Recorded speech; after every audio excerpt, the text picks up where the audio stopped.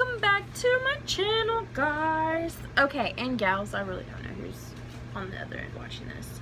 So in this video, I wanted to talk about step parenting through the school year. So yes, it can be a great thing and it can be a stressful thing. So in our situation, we have one graduated, a sister that lives with us full time, that's not graduated but homeschooled, so that's a little different, and then one that's going into high school, into a new high school and high school altogether. So there's a couple changes over here.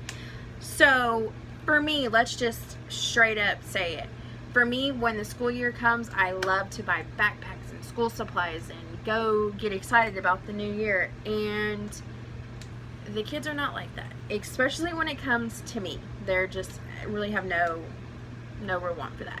The first year that I knew them, mom and dad had come up with a plan and they went right by that plan.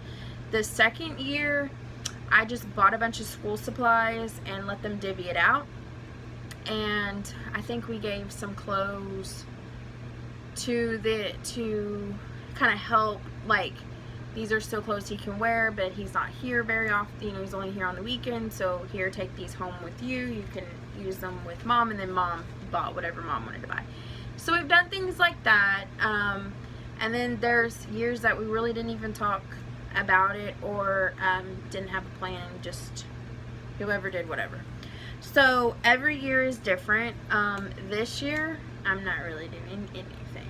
I've pretty much just let it go, as this is something that mom and dad are going to discuss and handle, and I'm out.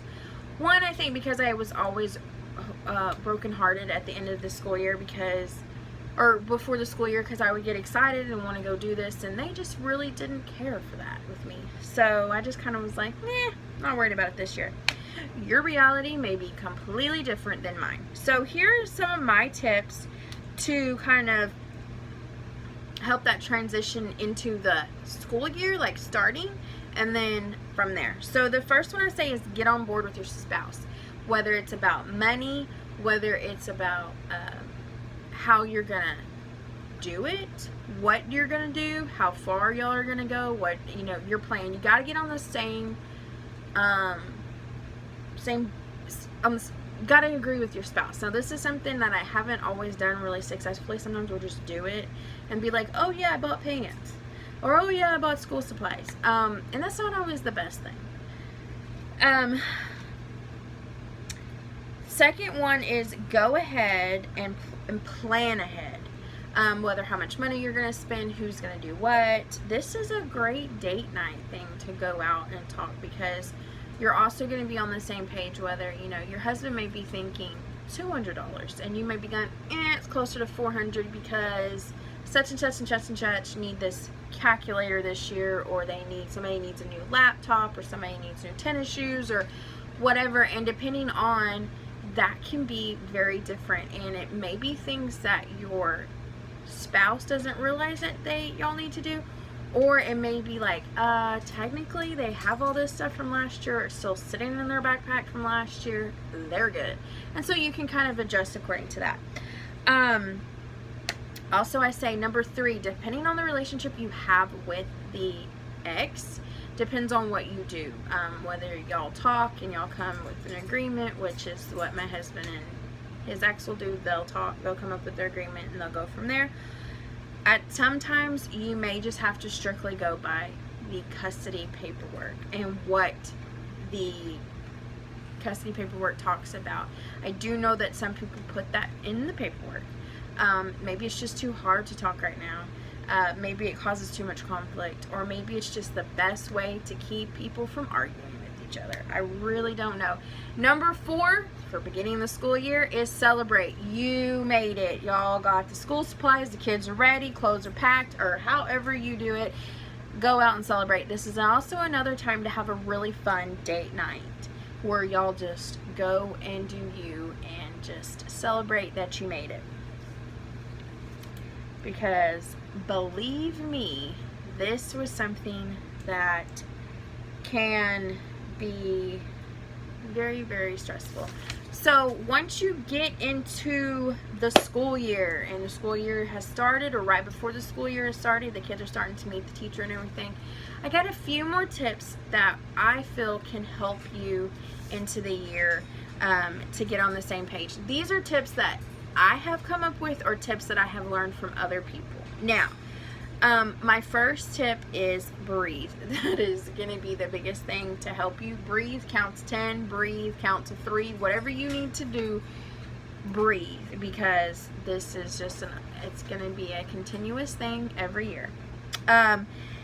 Make sure that you have a clear plan, whether it's in custody papers or not. Like, if you're verbally agreeing on something, make sure that you stick with that you both are communicating well, or that you're sticking to the plan, or the custody papers.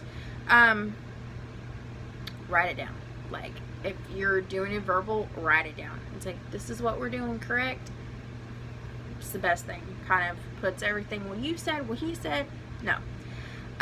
Don't stress the small stuff. It's just not worth it. It's just, in the end, in 5 years, 10 years, 20 years, it's not really going to matter. I can't say that I would be the perfect example or have the greatest advice for high conflict. At that point, I just say, go by custody.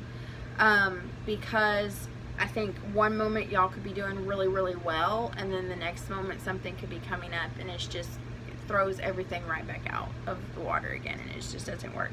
So try not to stress the small stuff. One of the biggest things that I learned is that, you know what? Sometimes you just have to let your spouse handle it and you back up. Sometimes they don't have a really good relationship, and so they clash heads and they just make it worse, and so stepmom kind of steps in to kind of help. Where other times, you know what, it's not my job and I'm not doing it, I'm not worried about this, I'm backing up. I'm just gonna sit in my little corner and let y'all handle that. It's kind of what I've done this year. I've kind of backed up, let mom and dad handle it. Whatever they come with, whatever their agreement is perfect.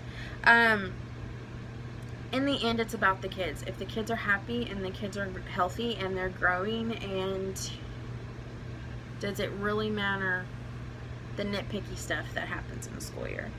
A big thing that I also really think is a smart idea is going ahead, if it's a new school, letting the new school know the custody. I mean, you don't have to get in everything, but a little bit of the custody, like who picks up what days, stuff like that.